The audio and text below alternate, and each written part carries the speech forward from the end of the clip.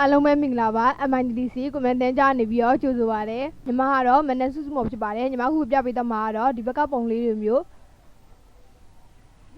ဒီလိုပုံစံမျိုးလေးတွေကိုဘယ်လိုမျိုးထည့်ရလဲဆိုတာလို့ပြပေးတော့မှာဖြစ်ပါတယ်အရင်ဆုံး file ထဲကနေပြီးတော့ပုံလေးတွားကြည့်ပါမယ် file ကနေပြီးတော့ open cube ပေါ်ဆိုရင်တော့ control O နှိပ်ပြီးလို့ရပါတယ်မိမိယူမဲ့ပုံတွေကို control လေးနဲ့ select မှတ်ပြီးတော့ယူလိုက်ပါ open ကိုနှိပ်ပြလိုက်ပါ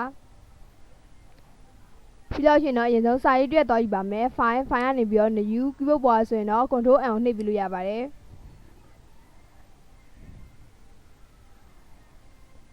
ညမှာ white ကိုကြတော့ 0.5 ထားပါမယ် height ကိုလည်း 0.5 ထားမယ်ပြီးရင် inches ပေးရပါမယ်ပြီးတော့ resolution ကကြတော့300ပဲထားပါမယ်ပြီးစေ inches RGB color 8 bit white ဆိုပြီးတော့ ခွေကိုနှိပ်ပြလိုက်ပါဒီမျိုးစာရေးလေးရလာပြီဆိုရင်တော့ gradient tool လေးကိုယူပါမယ် gradient tool လေးမှာဒီဘက်ကအရောင်လေးကိုကြတော့အဖြူရောင်ပုံစံလေးထားလိုက်ပါမယ်ဒီအလက်ကလေးကအရောင်ကိုကြတော့အပြောင်လေးပဲထားလိုက်ပါမယ်ပြီးလို့ရှိရင်တော့ဒီမှာ new ဆိုပြီးတော့ okay ကိုနှိပ်ပြလိုက်ပါနှိပ်ပြီးတော့ရှင်တော့ဒီနေရာလေးမှာ diamond gradient ပုံစံလေးကိုရွေးပါမယ်ရွေးပြီးတော့ဒီအလဲကနေပြီးတော့ဒီမျိုးကလေးလေးချပြီးဆွဲလိုက်ပါဆွဲလိုက်ပြီးတော့ဒီလိုပုံစံလေးရလာပါပြီရလိုက်ပြီဆိုရင်တော့နောက်ထပ်စာရေးတွေ့တော့ယူပါမယ် file ကနေပြီးတော့ new keyboard ပေါ်ဆိုရင်တော့ control N ကိုနှိပ်ပြီးလို့ရပါတယ်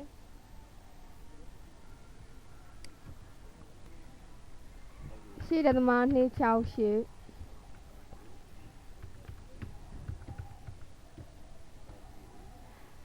မြန်မာ inches ကိုရွေးပြရပါမယ် resolution ကကြတော့300 pixel inches RGB color 8 bit white ဆိုပြီးတော့ခွေကိုနှိပ်လိုက်ပါနှိပ်ပြီးတော့ရှင်တော့ဒီဘက်ကပုံလေးကိုမူတူလေးနဲ့ယူလာပါမယ်ယူပြီးတော့ဒီစာရေးပုံမှာချလိုက်ပါမယ်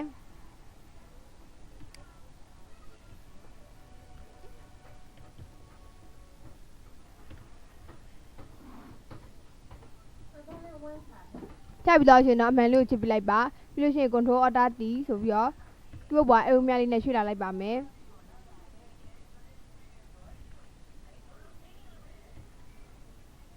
အမှန်ကိုချစ်ပြလိုက်ပါပြီးရင် control alt T ဆိုပြီးတော့တခုကြီးပွားထုတ်လိုက်ပါပွားပြီးတော့ရှင်တော့ဒီ layer လေးကိုပေါင်းလိုက်ပါမယ် shift လေးကိုဖိပြီးတော့ control E နဲ့ပေါင်းလိုက်ပါပေါင်းပြီးတော့ရှင်တော့ control alt T ဆိုပြီးတော့ဒီဘက်ပေါ်အုံမြလေးနဲ့အကူလေးနဲ့ချလိုက်ပါမယ်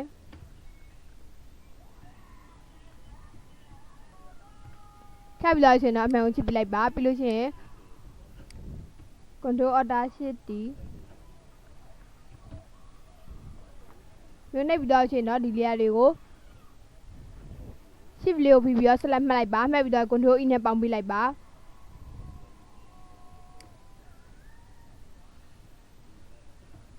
ပေါင်းပြီးတော့ရှင်အမှန်ချစ်ပြီးတော့ရင်ဒီဘက်ကပုံလိုမျိုးနောက်ခံပကောင်လေးရလိုက်ဖြစ်ပါတယ်မျိုးရလာပြီဆိုရင်တော့ပုံလေးတွေကိုဒီပေါ်ချလိုက်ပါမယ်မူတူလေးနဲ့ယူလာပါမယ်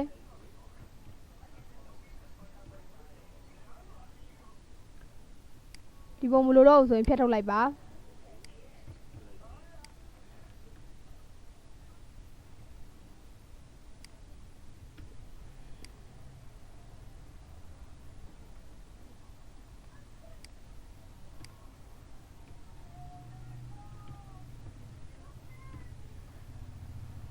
မျိုးပုံလေးရလိုက်ပြီဆိုရင်တော့ဒီပုံလေးတွေကိုမလိုတော့ဆိုတော့ပိတ်လိုက်ပါမယ်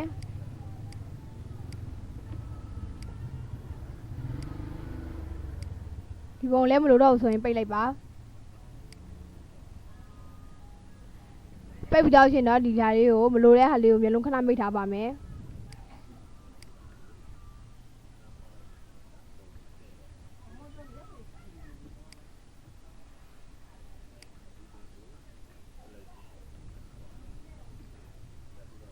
အကြီးသေးလောက်တဲ့ခါမှာကလစ်လေးနဲ့ဒီမှာအယုံမြလေးပြောတော့ပေါ်လာပြီဆိုရင်တော့ဒီမျိုးကလစ်လေးနဲ့ဆွဲပေးလိုက်ရုံပါပဲ keyboard ပေါ် shift ပြော alt ဖြည်းဖြည်းနှိပ်စရာမလိုပါဘူးတချို့ဘာရှင်းနေမှာကြတော့ shift ပြော alt ဖြည်းဖြည်းနှိပ်ပေးရပါတယ်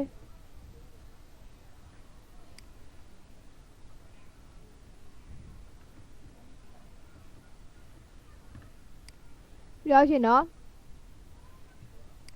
ညာလေးမှာ LSP တဲ့မှာခွင့်တူကိုယူပါမယ်ယူပြီးတော့ခေါင်းပိုင်းကနေပြီးတော့မျိုးဆွဲလိုက်ပါမယ်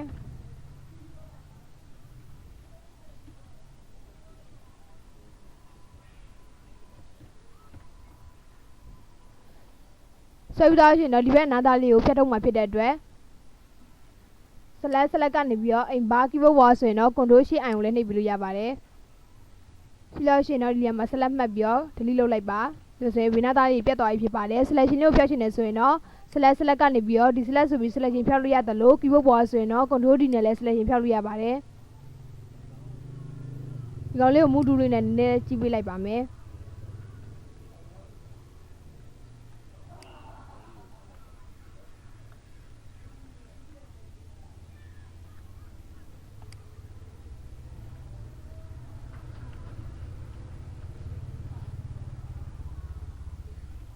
ဒီမျိုးလုပ်ပြီးတော့အမှန်ကိုကြည့်ပေးလိုက်ပါ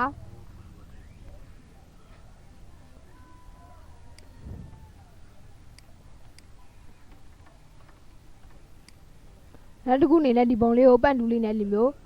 လှိပေးပါမယ်ပန့်တူးလေးကိုယူလိုက်ပါ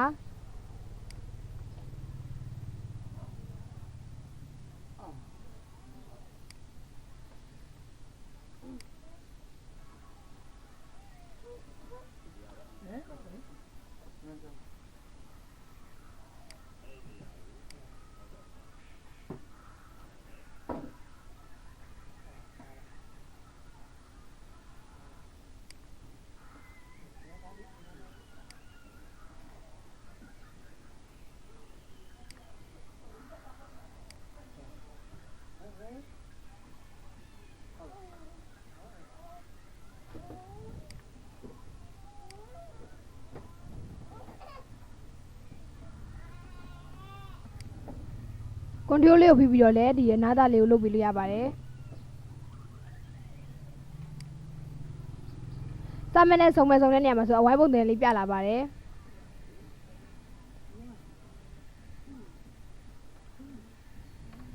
ကွန်ထရိုးအတက်နဲ့ဆက်လက်ချင်းပြီးလိုက်ပါပြီးတော့ရှင်တော့ဒီမှာ edit ကနေပြီးတော့ show ဆိုပြီးတော့ white မှာကြောက်3 ph ထားလိုက်ပါမယ် color ကြောက်အနှမ်းရောင်လေးပဲထားလိုက်ပါမယ်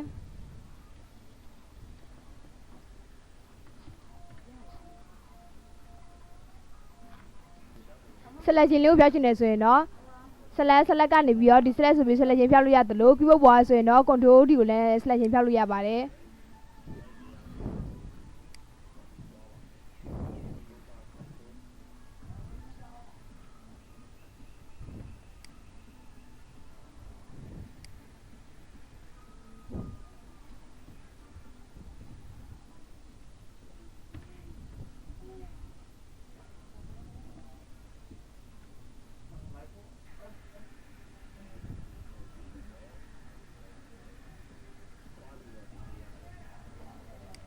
ဒီနေရာလေးကို select မှတ်လိုက်ပါမယ်မှတ်ပြီးတော့ရှင်တော့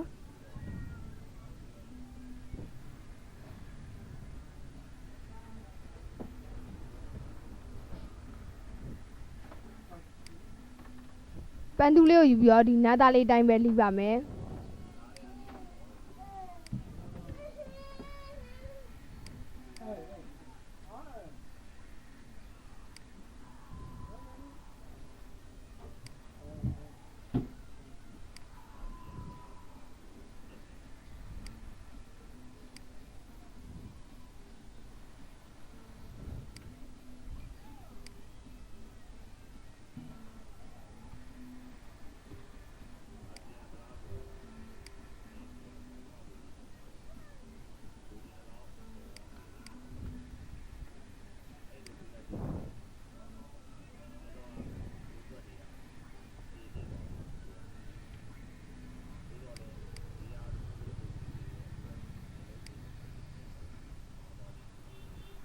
ကွန်ထရိုးအတက်နဲ့ selection ပြီးလိုက်ပါ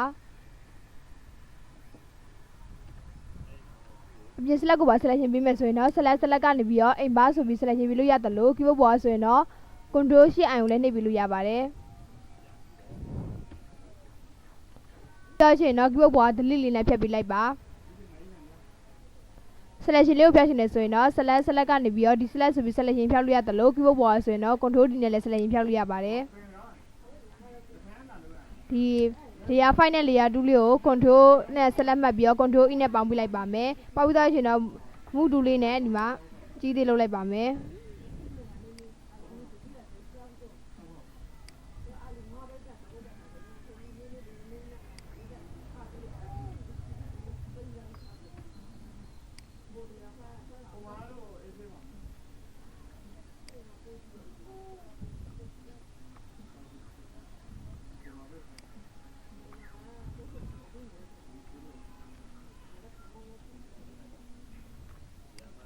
ဒီဟာလေးကမလှဘူးထင်လို့ရှိရင်တော့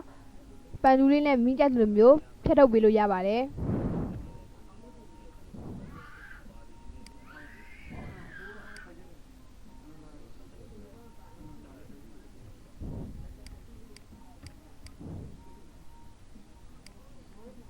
control enter နဲ့ selection ပေးလိုက်ပါပြီးတော့ရှင်တော့ delete တွေနဲ့ဖြတ်ပေးလိုက်ပါဆိုရှင် selection ကို keyboard ပေါ် control D နဲ့ဖြတ်ပေးလိုက်ပါဒီလိုပုံစံလေးရလာပြီဆိုရင်တော့နောက်ထပ်ပုံလေးတစ်ပုံကိုမျက်လုံးဖွင့်လိုက်ပါဖွင့်ပြီးတော့ရှင်မူတူလေးနဲ့ရွှဲရအခါမှာတော့ကလစ်လေးရဖိပြီးတော့ဒီလိုမြားကောင်းလေးပေါ်လာပြီဆိုရင်ကလစ်လေးနဲ့ဖိပြီးဆွဲလိုက်ပါ keyboard ပေါ်ကရှေ့ပြေ order ရေးဖိစရာမလိုပါဘူးတချို့ဘာရှင်းနေမှာကြာတော့ရှေ့ပြေ order ရေးဖိပြီးတော့ကလစ်လေးနဲ့ဖိဆွဲပေးရပါတယ်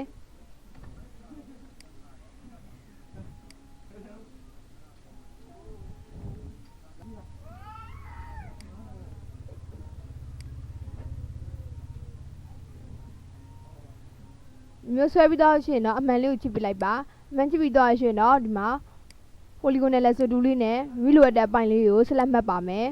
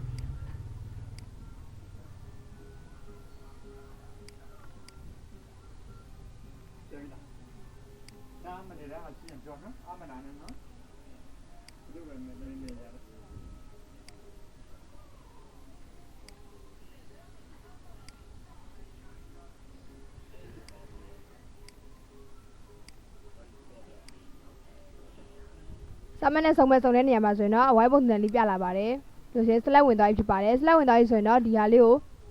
အပြင် select ပါဝင်အောင်လုပ်မယ်ဆိုရင် select ကနေပြီးတော့ invert ဆိုပြီးလုပ်လို့ရတယ်လို့ keyboard ပေါ်ဆိုရင်တော့ control shift L ကိုလည်းနှိပ်ပြီးလို့ရပါတယ်ဖြစ်လို့ရှိရင်တော့ keyboard ပေါ် delete နဲ့ဖြတ်လိုက်ပါ selection လို့ဖြတ်ချင်တယ်ဆိုရင်တော့ select ကနေပြီးတော့ဒီ select ဆိုပြီး selection ဖြောက်လို့ရတယ်လို့ keyboard ပေါ်ဆိုရင်တော့ control D နဲ့လည်း selection ဖြောက်လို့ရပါတယ်ဒီလိုပုံစံရလာပြီဆိုရင်တော့တိုက်ဒီလိုယူပါအရင်ဆုံးဒီပုံလေးကိုဖွင့်လိုက်မျက်လုံးဖွင့်လိုက်ပါမယ်ဖွင့်ပြီးတော့ရှင်တော့မူတူလေးနဲ့မိမိလိုတဲ့နေရာလေးမှာချတာပေးလိုက်မယ်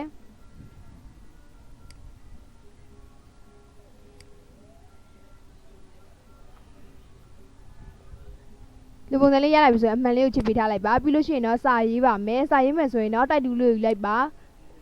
ယူတိုက်ရှင်တော့ဒီစာရေးရဲ့မိရမယ့်နေရာမှာကလေးလေးချလိုက်ပါချပြီးတော့ရှင်တော့စာရေးပါမယ်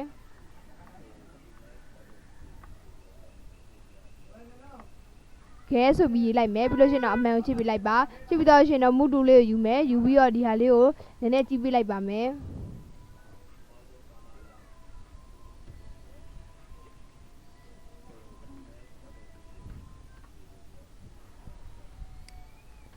ကြည့်ပြီးတော့ရှင်တော့ဒီပုံလေးကိုနည်းဒီဘေးဘက်ကိုနည်းနည်းဆွဲပေးလိုက်ပါမယ်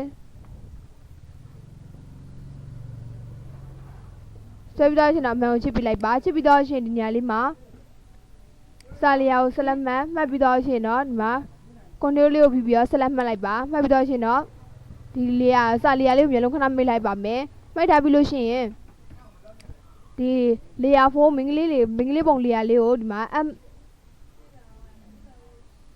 အဲ့လေယာမက်လေးကိုနှိပ်လိုက်ပါနှိပ်ပြီးတော့ရှင်တော့ဒီလိုပုံစံမျိုးလေးဖြစ်သွားပါတယ်ဒါကြောင့်စာထဲမှာပုံထည့်လိုက်တာပါ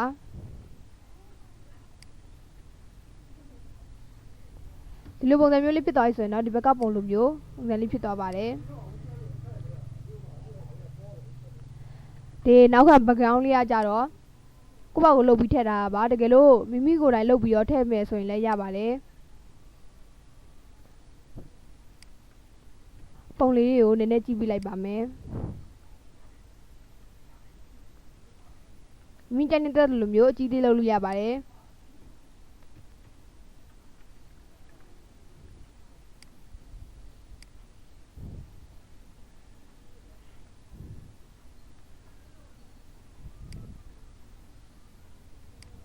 ဒီပုံလေးကိုတင်ထားခြင်းနဲ့ဆိုရင်တော့